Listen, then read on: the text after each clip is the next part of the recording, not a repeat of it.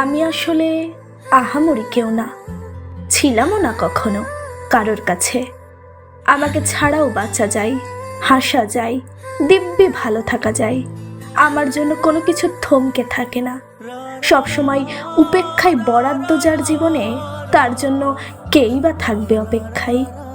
আমি তেমন কারোর কাছে স্পেশাল কেউ না, খুব সাধারণ একজন মানুষ।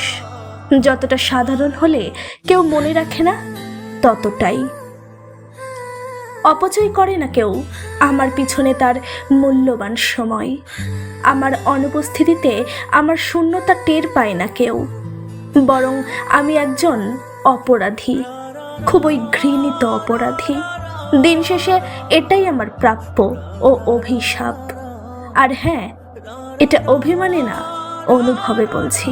কেননা আগে আমি মানুষ চিনতাম না, এখন মানুষ জানি।